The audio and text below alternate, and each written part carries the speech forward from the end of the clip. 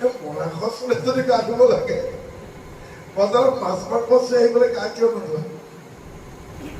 হয় জানো? গতিকে মৰাশ পত্নীয়ে শ্মশানত, গতিকে মানুহ মৰিলেও গৰু মৰিলেও গতিকে সেই মৰা শবোৰ আনি যেতিয়া পেটত সোমাম, পেটটো দিশৰ পাৰৰ ভোটৰ পাৰৰ শ্মশান হৈ নগ'লে। গতিকে সেইজনে মই আৰু মই তেওঁৰে অংশ, অৰ্থাৎ যোগীবিলাকে কি অহম ব্ৰহ্মাস্মি সোহম, মানে ময়ো অংশ তোমাৰ। হে পৰমানন্দ, হে ভূমানন্দ, তোমাৰেই মই অংশ। তুমি সৰ্বসাক্ষী আত্মা ঋষিকেশ। ঋষিকেশ মানে আত্মাৰ অধিকাৰী। এই আমাৰ যিমানবিলাক আমি আত্মা আছো, এই আত্মাৰ অধিকাৰীৰ কাৰণে ভগৱন্তৰ নাম ঋষিকেশ। এই নামেৰে কৃষ্ণক অৰ্জুনে সম্বোধন কৰে। কৃষ্ণক অৰ্জুনে কি বুলি কয়? গুড়াকেশ, তাৰমানে যি টোপনি নমৰাকেও থাকিব পাৰে, নিদ্ৰাজয়ী। গতিকে সময়ত যদি আমি উঠিব নোৱাৰো, সাৰ পাব নোৱাৰো, শুই থকা শিয়ালে হাঁহ ধৰিব নোৱাৰে। ভ্ৰমণবিলাকে কি কৰে? কালি অমুক কৰিম দেই, বাৰু ময়ো কৰিম, শেষত দিব দুইটালে খবৰ নাই। ৰাতিপুৱা তাৰমানে নিচাত উঠিব পৰা। গতিকে সময়ৰ সময়ত মাৰিব পাৰিব লাগিব। গতিকে ইয়াক আমি কি বুলি কওঁ? পাংচুৱেল, অৰ্থাৎ সময়ানুৱৰ্তিতা। যি সময়ত যি কাম, প্ৰথমে আৰ্জিতম বিদ্যা, দ্বিতীয় আৰ্জিতম ধনম, তৃতীয় আৰ্জিতম পুণ্যম, চতুৰ্থ সংজ্ঞা, পঞ্চম। প্ৰথমতে বিদ্যা। বিদ্যা অৰ্জনৰ ওপৰত ভিত্তি কৰি কৃষি, চাকৰি, ব্যৱসায় কিবা এটা হ'ব, আৰু সেয়া সৎ হ'ব লাগিব। অন্নম নন্দিত অন্নম বহু কুৰ্বিত তথা ব্ৰতম। অন্ন উপাৰ্জন কৰিব দিছে, অন্ন বৃদ্ধি কৰিব দিছে, তথা কৈছে বৃদ্ধি কৰক, কিন্তু সৎ উপায়। আৰু সৎ উপায় যদি কোনোবাই অৰ্জন কৰিছে, তাক নিন্দা কৰি মানা কৰিছে। অন্নম নন্দাত অন্নম বহু কুৰ্বিত তথা ব্ৰতম। আজি আপুনি 20 মোন ধান পাইছে, 20 মোনৰ ঠাইত আপুনি 40 মোন ধান পাব পাৰে। যদি এজন খেতিয়ক হৈ যায়, আপত্তি একো নাই। অন্ন বহু কুৰ্বিত তথা ব্ৰতম। গতিকে অন্ন বৃদ্ধি কৰা তোমাৰ জীৱনত ব্ৰত হোৱা উচিত। কাৰণ অৱস্থাৰ যে পৰিৱৰ্তন নিবিচাৰে, সি কেতিয়াও আগুৱাই যাব নোৱাৰে। যাৰ প্ৰস্তুতি নাই, সি জীৱন যুদ্ধত কেতিয়াও সফল হ'ব নোৱাৰে। পানীত পৰিলে মানুহ নমৰে, পানীত পৰিলে সেইজন মানুহ মৰে যে সাঁতুৰিব নাজানে। পানীত পৰিলে নমৰেতো। সাপে খুটিলে সকলো মানুহ নমৰে, সেইজন মানুহ মৰে যাৰ মোক সাপে খুটিলে বুলি এই চিন্তাটো সাপৰ বিষতকে আগতে ব্ৰেইন পায়। সাপৰ বিষয়ে ব্ৰেইন যদি পায়, মানুহটো মৰে। কিন্তু সাপৰ বিশেষকৈ ব্ৰেইন পোৱাৰ আগতে যদি মানুহটোৱে ভাবে মোক সাপে খুটিলে মই মৰিব, ধৰা সাপে খুটিলে মৰিব। আৰু এডাল সাপেহে খুটিছে বুলি যদি ধৰণী মানুহটো দিয়ে, তেতিয়াহ'লে মচলা গম বা ফেটি সাপে খুটিলেও মানুহ বাচিব। গতিকে এই সংসাৰখনত আমি অভিজ্ঞতা আহৰণ কৰিব লাগিব। কাৰণ পাৰ হৈ যোৱা সময়খিনিত যি হেৰুৱালে, যি পালে, সিহঁতৰ অভিজ্ঞতা নহয় জানো? জীৱনৰ পাৰ হৈ যোৱা অভিজ্ঞতাবোৰ সঞ্চয় কৰিলে ইউনিভাৰ্চিটি ডিগ্ৰীতকৈ বেছি হয়। গতিকে অভিজ্ঞতাৰ কাৰণে আমাতকৈ জ্যেষ্ঠসকল সদায় আগত। সেইকাৰণে জ্যেষ্ঠসকল সদায় আদৰণীয়। আৰু তাকে যদি ওলাই কৰি কনিষ্ঠই জ্যেষ্ঠৰ অভিজ্ঞতাক অভাৰটেক কৰিবলৈকে যায়, আত্মহত্যা স্বাভাৱিক কথা। কিডাল হ'ব? ঘূৰাই বাধা দিলে হ'ব নেকি? সেইকাৰণে কি কয়, বুঢ়াৰ কথা নুশুন, বেটা টানত পৰি কি হ'ব নকয় জানো? মৰে উৰুলি পোঙা, মৰে পদূলি পোঙা, মৰে অলপ পানীৰ মাছ, মৰে নদীৰ কুলৰ গাছ, এইকেইটাৰ ভৰসা নাই। যেতিয়া ফাগুন মাহত পানী শুকাই যায়, পুখুৰীত অকণমান পানী থাকে, সেই মাছকেইটা দীৰ্ঘায়ু হ'ব জানো? জাল জুলুকি একো নালাগে, মাছ মাৰি ধৰি লৈ যাব হাতে। পুখুৰীত যেতিয়া পানী নোহোৱা হ'ব, মাছমৰীয়াৰ একো কষ্ট নহয়, হাতেৰেই ধৰিব পাৰিব। মৰে অলপ পানীৰ মাছ, মৰে নদীৰ কুলৰ গাছ। এই ভোগদৈৰ পাৰৰ কোনোবা এজন মানুহৰ নৈৰ পাৰৰ মাটিৰ একেবাৰে চেগুন গছ এডালত দাম দি থৈ কিবা এটা কামত লগাব, আৰু পৰহি গ'ল 15 দিনৰ আগতে টকা দিছিলগৈ তেতিয়া মালিকে কৈছে পইচা দিলে মই পালোঁ খৰচ হৈ গ'ল বোলে গছডাল নাই মই কি কৰিম বোলে নদীৰ পাৰতহে গছ ৰাতিতে পৰি পেলাই নদীত ভাগি গ'ল মোৰ তাৰ নাই অৰ্থাৎ নদীৰ পাৰৰ গছৰ দাম দি তই লাভ নাই যদি দাম দিছে লগে লগে লৈ আহক কাৰণ নদীৰ গৰা খহি পেলাই যদি সেই গছ পৰি পানীত ভাহি যায় মালিক তাৰ কাৰণে দায়বদ্ধ নহয় মৰে উৰুলি পোঙা এই ট্ৰাকৰ চকাটো ফুটোতেও গ্ৰেনেড বিস্ফোৰণ হোৱা বুলি লিখা মানুহ আছে মনে পদূলি শুঙা গধূলি আগত পুৱাই কাৰোবাৰ ঘৰৰ চোতালত গৈ পেলাই নোহোৱা নুবুজা কথা এটা লগাই পেলাই স্বামী স্ত্ৰীৰ মাজত কাজিয়া লগাই দি ভাল পোৱা মানুহ আছে হয়নে তাকো ভৰসা কৰি লাভ নাই ফালেঙিহে সেইটো আৰু নহয় নে গতিকে মৰে উৰুলি পোঙা মৰে পদূলি শুঙা মৰে অলপ পানীৰ মাছ মৰে নদীৰ কুলৰ কাছ আৰু যিসকলে জীৱনৰ অৰ্থ বুজি পোৱা নাই তেওঁলোকে সেই পুখুৰীৰ পানী শুকাই যোৱা পুখুৰীৰ মাছৰ লিখে দুভানা জলত সূৰ্যৰ তাপত কমাওই মই ছয় পাৰ ও কুটুম্বী মন হৈছে যেন সম্বিতে দুখৰণে দেখে পাৰ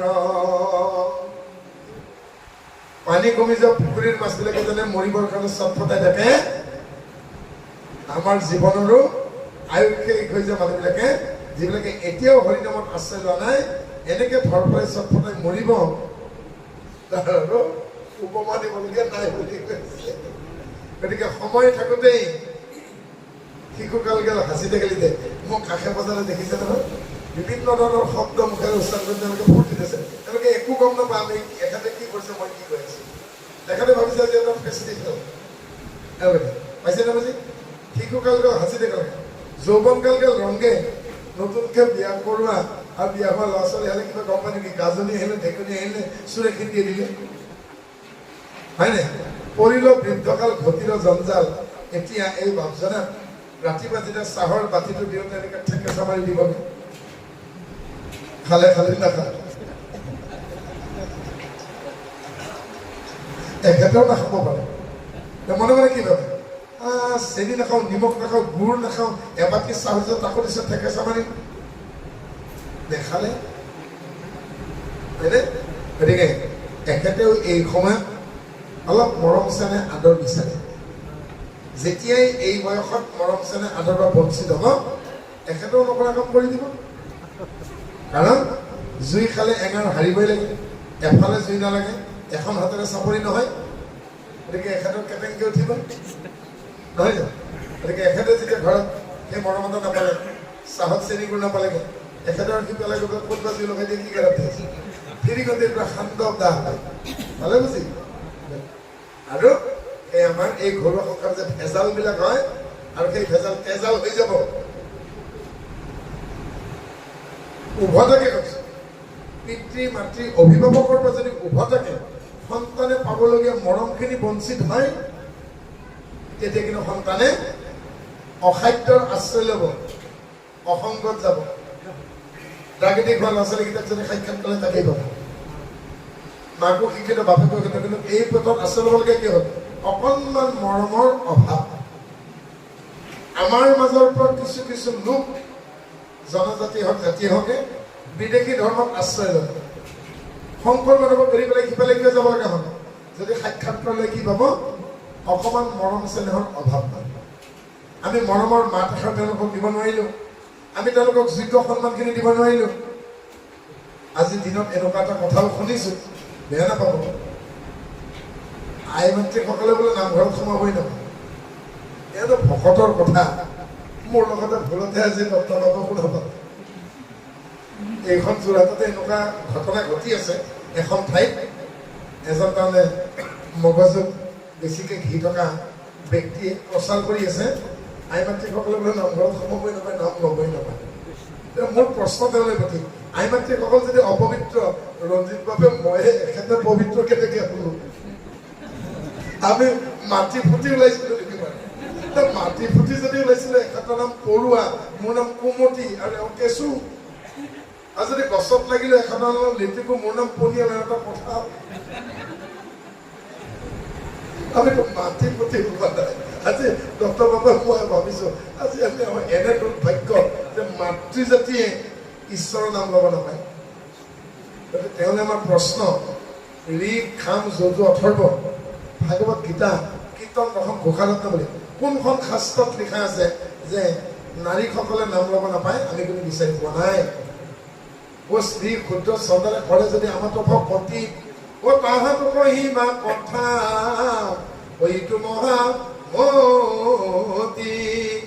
কৃষ্ণ উদ্ধৱক কৈছে, স্ত্ৰী হওক বা ক্ষুদ্ৰ হওক বা চন্দালে হওক, কোনোবাই যদি এই কথা শুনে তাকো এই কথা কবা। শংকৰদেৱে ঘোষণা দিছে নিমিলিবকিত হস্ত পদ কৰ্ণ বাক্য আচয় মানে যাৰ ও হৰি ভকতি তো জানা ও সমস্তৰে অধিকাৰ।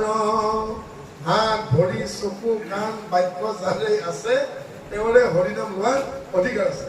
আকৌ এইখন যোৰহাটতে ক'বলগীয়া হৈছে যে মাইকী মানে তালৈ বা মাইকী মানে প্ৰসংগ কৰিব নাপায় নহয়। আজি কাণখনে বৰ কষ্ট পাইছে।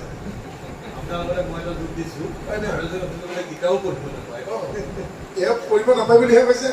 আমি সৰুতে শুনিছিলো যিয়ে গীতা পঢ়ে বোলে কি পাগল হয়। আচল কথাটো কি জানে? চিকিৎসকসকলে বাৰু পকুৱাই পেলাই আখৰ কিয় লিখে? মই মোৰ চিনিয়ৰ এজনক সুধিলো, ছাৰ আপোনালোকে এই ইমান পকুৱাই পেলাই কিয় লিখে? তেতিয়া মোক কাণে কাণে ক'লে, কওনে বাৰু বেয়া নাপাই যদি? কি কৈছে গম আছে? পেচেণ্টে যদি বুজি পায় কি হ'ব বাৰু? বোলে আমাৰ প্ৰেছক্ৰিপশ্যনৰ ভাষা ফাৰ্মাচীত বুজি পালেই যথেষ্ট। বোলে মই বুজি নাপালো দাদা। এতিয়া তেওঁ কৈছে যোৱা মাহত মই 1000 পেচেণ্ট পালো। 1000 পেচেণ্টৰ যদি প্ৰেছক্ৰিপশ্যন তুমি লৈ আহা জেৰক্স কপি কৰি আৰু প্ৰেছক্ৰিপশ্যনবিলাক যদি চোৱা তুমি দেখিবা মই যে 5টা ঔষধ দেখিছোঁ বেমাৰীবিলাকৰ, সেই ঔষধকেইটা উল্টা পুল্টাকৈ খালি লিখিছে। কাৰোবাক 1 নম্বৰ দিয়া ঔষধটো কাৰোবাক 5 নম্বৰ, কাৰোবাক 6 নম্বৰ দিয়াটো মই 2 নম্বৰ দিছোঁ। অৰ্থাৎ একেকেইটা কুৱেশ্যনে উল্টা পুল্টাকৈ প্ৰতি বছৰে আহি আছে।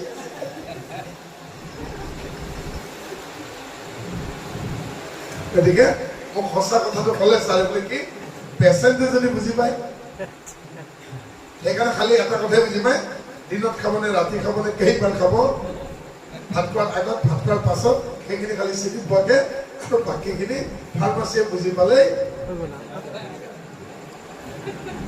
আকৌ পৰীক্ষা কৰিবলৈকে ছাৰ ক'ত পঠায়? বোলে মামাকে ভাগিনতাত কোন খালে ভিনি পৰ্দাত বোলে তেতিয়া কি হয়? বোলে লেবৰেটৰী যদি 20,000 হয় 8,000 ইফালে ঘূৰি আহে। গতিকে বুজি ল'ব নহয় জানো? আৰু ঠিকাদাৰজনক কি বুলি কোৱা হয়? ৰাস্তা যি ভাল কৰে তেওঁক কোৱা হয় তই এনেকে 4 গাঁৱৰ পৰা গৈ পিনি বাহনা হৈ পতিয়া হৈ মানে কল্যাণী হৈ নিমাতীলৈকে এনেকে বনাই যাবা, আধামান যাওঁতে যাতে এইফালে 4 গাঁৱত ৰাস্তাটো পাতে। বোলে নহ'লে আৰু তইও ঠিকনা পাবি, মোৰ তাতো 2টা পইচা নহ'ব। গতিকে চব ফালৰ পৰা আমি ঠগ খাই আছো। ঠগ খাব নাথাকিলে আমি কি হ'ব লাগিব? সচেতন হ'ব লাগিব। যেতিয়া ভৰ বাৰিষা আহিলেই, আজি 23 আহাৰ আৰু 7 দিন পিছতে শাওণ মাহ পৰিব। আমাৰ ঘৰবোৰ যেতিয়া, গাঁৱৰ ঘৰবোৰ যেতিয়া দিখৌৰ পানীৰে ভোগদৈৰ পানীৰে ডুব গৈ পেলাই বুঢ়ালৈকে পানীৰে ডুব গৈ থাকিব, তেতিয়াও কিন্তু কিছুমানৰ পথাৰত মৰাপাত ওলাই থাকিব। যেতিয়া কাৰোবাৰ পথাৰত সোণালী ধান থাকে, তেতিয়াও কিন্তু আমাৰ কিছুমানৰ পথাৰত বিহলঙনি গজি থাকে। কাৰণ আঁচনিৰ পিছত দৌৰোতে আমিবোৰ এলেহুৱা হৈ গৈছোঁ। আৰু এলেহুৱা হওঁতে আমি চব ভাবি যাওঁ। খাদ্য গ'ল, বস্ত্ৰ গ'ল, ৰিহান ওলোৱা হ'ল, উৰণি ল'বলৈকে টান পায়। তত্ত্ববাবে আমি সদায় দেখা পাওঁ কইনাৰ প্লাষ্টিকৰ ফুট লৈ পেলাই সমাজত আহে। আৰু কি ক'ব? দৰা গৈ পেলাই আৰু সন্যাসী হিমালয়ৰ পৰা যেন কুম্ভ মেলালৈকে নামি আহিছে। কইনাৰ বাপেকে কৈছে কি দাড়ি মোচ কাটিব, আপুনি আহিব, কোনো কথা নাই। মই যদি কওঁ মই বিয়া নচনা যাওঁ, তেতিয়া কইনাৰ বাপেকে লাহে যাব, সাংবাদিক মাতো। আৰু পিছদিনাখন আপুনি দেখিব আকৌ বিতৰ্কৰ মাজত শ্ৰীমন্ত শংকৰদেৱ সংঘ দৰাই দাড়ি নকটাৰ কাৰণেই বিবাহ পৰিচালকে বিয়া নচলাই গুচি গ'ল। কাৰণ এখেতসকলক TRP লাগে, নহয় জানো? আৰু আমি আচলতে কিমান পৰিমাণে ভকতি কৰিছো উপৰুৱাকে জানিব। নাতি এজনীয়ে এখেতৰ ককায়েকক কথা এটা সুধিছে, মই দুৰ্ভাগ্যখন তাতে আছে। ফিতা পেলো কাক? এখেতৰ ককায়েকে মোক সুধিছে, অ' ব্ৰহ্ম আপুনি চাইন্সৰ মানুহ বুজাই দিয়ক এতিয়া ফিতা পেলো কাক? পাই নাপাই বোলে মই ক'লো ব'ল এটিৰোডলৈকে যাওঁ। অটো এখনত ভৰাই পেলাই নাতিনীজনীক লৈ গ'ল এটিৰোডত। এখন ৰেষ্টুৰেণ্ট মই চিনি পাওঁ, নামটো নকওঁ, মোক তাত দেখিলে আপোনালোকৰ হাহাকাৰ লাগিব। আৰু ৰেষ্টুৰেণ্টৰ ৰান্ধনীজনক কৈছোঁ, হয় এটা কাম কৰ, এই ছোৱালীজনীক ফিতা পেলো কি বস্তু চাব বিচাৰিছোঁ। আৰু ছোৱালীজনী যিখন ঘৰত, সেইখন ঘৰত তাৰমানে আমিষ চলে। আমি খাই আৰু ধৰক সদায় নাখায়, কেতিয়াবা জিৰাফ, কেতিয়াবা জেব্ৰা, কেতিয়াবা হাতী, কেতিয়াবা গড়, এনেকুৱা ধৰণৰ মাজে মাজে। তাৰমানে কাজিৰঙাত কমি যায়নে দেই। আৰু গৈ পেলাই তেওঁ কি দেখিলেগে, মই কৈছোঁ মই নকমাৰ মাজনী ভিতৰত ধুতি পিন্ধা মানুহ, তোমাৰ ভিতৰত দেখো। আৰু শইকীয়া নামৰ মানুহজনে এটা ডাঙৰ কাৰেণ্টৰ ষ্টভত অভেন নে কিবা বুলি কয়, লোহাৰ কিছুমান চিক থৈছে। আৰু তাত এই ভগৱানে যে অৱতাৰ লৈছিল কিবা বৰা হানি কিবা বুলি কয়, অসমীয়া ভাষাত গাহৰি বুলি কয় নেকি, গাহৰিৰ মাংস কিছুমান টুকুৰাত খলা সোমাই দি কাৰেণ্টৰ জুইত উঠাই দিছিল। এতিয়া মাজনী কৈছে তুমি চাবা দেই, এতিয়া এই মাংসখিনি এই যে মই জুই দিছো, জুই দিলে ওপৰত পিছত বগা বগা সূতাৰ নিচিনাকে ওলাই আহে। আৰু তলত জুই দিয়াৰ লগে লগে মাংসবিলাকৰ পৰা বগা বগা কিছুমান সূতা ওপৰত ওলাই পেলাই পিলু পিলু কৰিব লাগিব। তেতিয়া কৈছেগে তুমি মোবাইলেদি ৰেকৰ্ডিং কৰাচোন, এইবিলাকে ফিতা দিব। তেতিয়া কৈছেগে শইকীয়া এইবিলাক কি হয় বোলে, এইবিলাকে মাংস খাওঁতে পেটত যায়। এবাৰ যদি কাৰোবাৰ পেটত গ'ল, ই বংশ বিস্তাৰ কৰালৈকে মানুহটো নমৰালৈকে ইয়াৰ বিধান নমৰে। আৰু এনেদৰে যিবিলাকৰ পেটত এই মাংসৰ জৰিয়তে ফিতা পেলুবোৰ গ'ল, তেওঁ প্ৰথমতে পাইলছৰ বেমাৰী হ'ব, পেংক্ৰিয়াছৰ পাৱাৰ কমি যাব, এমিনো এচিড এক্সাৰচাইজ কৰাৰ শক্তি কমি যাব, অগ্নাশৰ কমি কম, যকৃতৰ কম কমি যাব, আৰু কিডনীৰ মূত্ৰবাহী নলীৰ তাৰ শক্তি কমি যাবগে, বহুমূত্ৰ ৰোগী হ'বগে, আৰু বহুত কিবা কিবি। কেনেকে আমি খাল খান্দি ঘৰিয়াল মাতিছো চাওঁ। আৰু সেই কণমানিজনীয়ে ঘৰত গৈ পেলাই যিকেইজনে সেই খাদ্য গ্ৰহণ কৰিছিল ক'লে, এৰক মই আজি চাই আহিছো। ক্লাছ 5ত পঢ়া ছোৱালী এজনী ঘৰত মাংস বনাই দিলে, মোকো নোখোৱাব, দেউতা আপুনিও নাখাব। গতিকে কোনোবাই যদি কাৰোবাৰ পাল হোৱা নাই কৰে, তেওঁ যদি ভাবিছে অসমীয়াত অৰ্ঘ বুলি কয়, কেঁচুমৰীয়া বুলি কয়, ভগেন্দ্ৰ বুলি কয়, নহৰুথতীয়া বুলি কয়, হাতৰ 16টা নাম আছে। আৰু পাইলছ বেমাৰ যাৰ হৈছে কি গম পায়, শৌচ কৰোঁতে যেতিয়া তেজ যাবগে, কাৰোবাৰ যদি হোৱা নাই, কৰি ল'বৰ মন আছে, তেনে খাব নহয় জানো? চাওক, আজি সেই সৰু ছোৱালীজনীয়ে মোক যদি নুসুধিলেহেঁতেন ফিতা পেলো কাক কয়, তেনে সেই ঘৰখনত আমি সেই বন্ধ নহ'ল, হয় নাই? আকৌ মই ক'লো হয় না, তোমালোকৰ ঘৰত কোন সময় চলে? এই দিনত ভেজেই চলে, ৰাতিহে মায়াকৰ মানে চববিলাক লগ লাগিছো। আৰু মায়ে কি কৰে জানিলে কি কৰে, ব্ৰিটেনে বিস্কুট আৰু লাল চাহ একেবাৰে দিনটো থাকি যায়। ব্ৰিটেনে বিস্কুট আৰু লাল চাহ একেবাৰে দিনটো পাৰি নেকি? বেমাৰৰ বাহ নহয় কি দাল হ'ব। আকৌ কি কৰে বোলে, গধূলিহে টান টান বস্তুবিলাক খায়। আৰু এই টান টান বস্তুবিলাক হজম কৰিবলৈকে যাওঁতে 3 ঘণ্টাৰ পৰা 3.5 ঘণ্টা লাগে। আকৌ কথা কৈ কৈ চিৰিয়েল চাই পেলাই ৰাতি যেতিয়া 10টাত খাবগে, 12টাত ভাত খাবগে, হজম কেতিয়া হ'ব? গতিকে আমি খাল খান্দি ঘৰিয়াল মাতিছো নিজৰ শৰীৰটোক। এতিয়া আপোনালোকৰ প্ৰাথমিকৰে এজন বাপ বা এগৰাকী আই ঢুকাল, মৰাশতো চুই আহি পেলাই শ্মশানৰ পৰা চুই আহি গা ধুব লাগে, লাগে নে নালাগে? এতিয়া মৰাশতো যদি চুই আহি গা ধুব লাগে, তেতিয়া মাছ মাংস চুই পেলাই মানুহে গা কিয় নুঠে? সেই কথাটোকে ডক্টৰভাৱে ইমানজনে বুজাব পৰা নাই। সদায় কয় কোনেও বুজি নাপায়, তোমালোকে গা ধুৱালে বুলি কিয় কয়? মৰাশ চুলে যদি গা ধুব লাগে, বজাৰত মাছ মাংস চুই আহি পেলাই গা কিয় নোধোৱা? হয় জানো? গতিকে মৰাশ পত্নীয়ে শ্মশানত গতিকে মানুহ মৰিলেও গৰু মৰিলেও গতিকে সেই মৰা শৱবোৰ আনি আনি যেতিয়া পেটত সোমাম পেটটোৰ দিশৰ পাৰৰ ভোটৰ পাৰৰ শ্মশান হৈ নগ'লে গতিকে এই শৰীৰটোক মন্দিৰ বনোৱা হওক মন্দিৰ হয়নে এই শৰীৰটোক নামঘৰ বনোৱা হওক নাম লোৱা ঘৰ যেনে ভুগুৰা আঁতৰি মানে শুওঁতেও নাম আহি হৰি মণি হৰি নাম নামঘৰ হৈ গ'ল ভুগুৰাত গতিকে শ্মশানৰ পৰা যদি নামঘৰ বনাই ল'ব পাৰে বাচি গ'ল নহ'লে কিন্তু শাল খান্দি ঘৰিয়াল মতা আয়াক জানি শুনিও এখন চিগাৰেটৰ পেকেটত মদৰ বটলত চাধাৰ পেকেটত লিখা আছে statutory warning chewing of tobacco drinking of alcohol নহয় জানো কজেছ টু কেঞ্চাৰ খালি এঠাইতে লিখা নাই ক'ত বাৰু মই ভাঙৰ চিলিংটো মই সেইদিনাখন শিৱক ৰাস্তাতে পালোঁ মানে সপোনত পচা চিলিংটোত কিয় নাই শিৱ মোক ক'লে মোৰ ইয়াত এতিয়াও ইংলিছ মিডিয়ামৰ স্কুল হোৱা নাই আৰু খ্ৰীষ্টানৰ নাই সপোনত দেই